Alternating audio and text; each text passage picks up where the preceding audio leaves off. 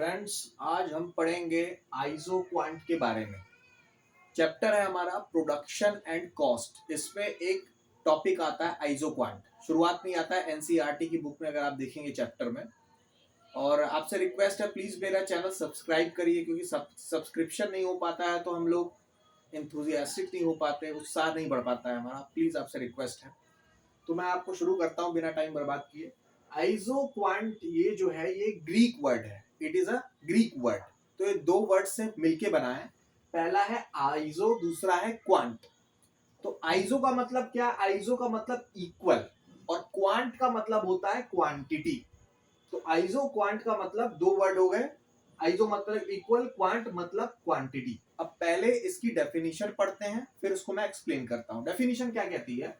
आइजो quant curve, ये एक कर्व है, can be defined as the locus points representing various combination of two input capital and labor yielding the same output।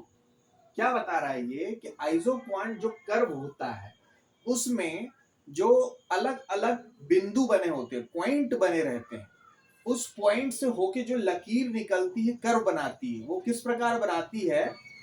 क्या लिखा है? Two input capital and labour. तो capital और labour को मिला के बनता है। तो कैपिटल और लेबर में हम कुछ ऐसा चेंज करें जिससे आउटपुट जो है वो सेम रहना चाहिए सभी कंडीशन में। अभी हम टेबल में कंडीशन समझेंगे तो क्लियर होगा।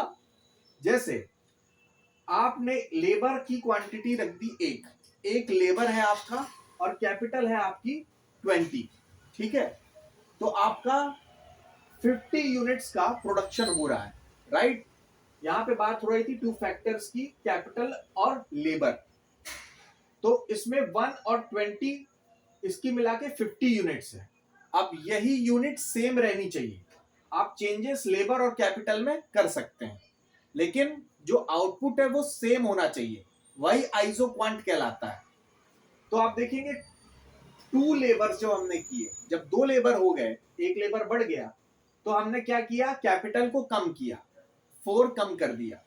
क्योंकि अगर हम कैपिटल को कम नहीं करेंगे, मान लीजिए सेम रहने देते हैं या बढ़ा देते हैं, तो क्या होगा? यूनिट्स बढ़ जाएगी, तो आउटपुट जो है वो बढ़ जाएगा। आउटपुट सेम रखने के लिए अगर हमने लेबर को बढ़ा दिया है तो हमें कैपिटल कम करनी होगी। और सपोज करिए, मान लीजिए आपने कैपिटल को बढ़ाया होता तो आपको लेबर कम करनी होगी। ठीक है, तो इन दोनों का ऐसा कॉम्बिनेशन होना चाहिए कि यूनिट यानी कि आउटपुट जो है वो सेम होना चाहिए।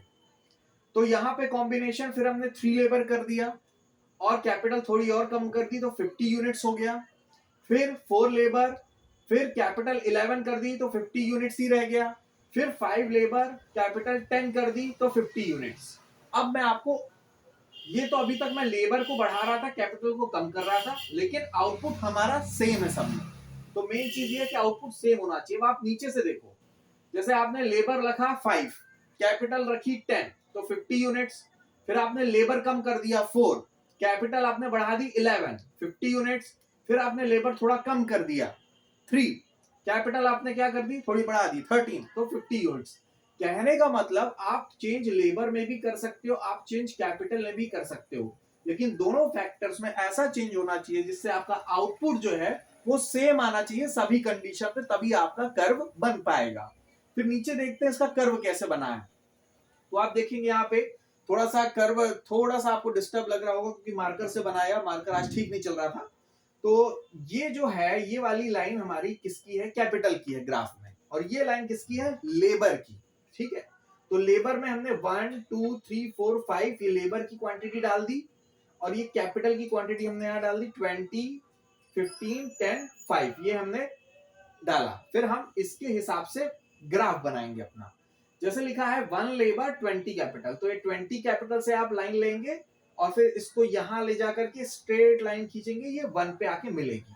तो एक पॉइंट आपको ये मिल गया है। यही पॉइंट क्या कहला रहा है?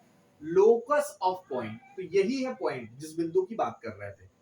फिर हम लेंगे 2 लेबर 16 कैपिटल, तो ये आप यहां पे मान लीजिए 16 आ रहा है। ठीक है, तो ये 16 से हमने लाइन ली और इसको ले जाके मिला दिया 2 में, तो पॉइंट जो आएगा वो यहां आएगा। फिर आप देखेंगे क्या लिखा है 3 लेबर 13 कैपिटल।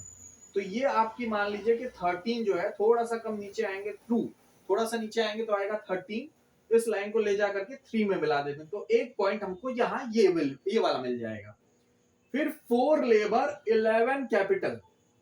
तो 4 लेबर आप क्या करोगे, यहाँ पे 4 लेबर 11 कैपिटल, तो यहाँ पे 10 के थोड़ा सा ऊपर 11 आएगा आपका, और आप इसको ले जाओगे और कहां पे ले जाओगे, 4 में। तो यहाँ पे एक पॉइंट आपको और मिल गया। फिर लास्ट वाला देखते हैं, 5 लेबर 10 कैपिटल। तो ये आपकी 10 कैपिटल है।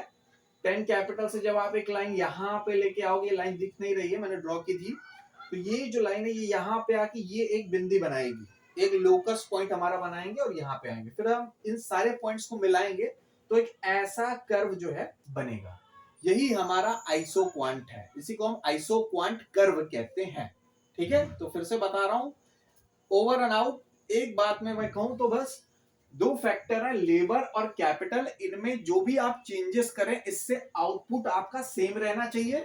अगर आपका यही सिद्धांत, यही प्रिंसिपल पे आप काम कर रहे हैं, यही आपका कहलाता है आइसो क्वांट कर्व, और ये इसका कर्व है, ग्राफिकल रिप्रेजेंटेशन।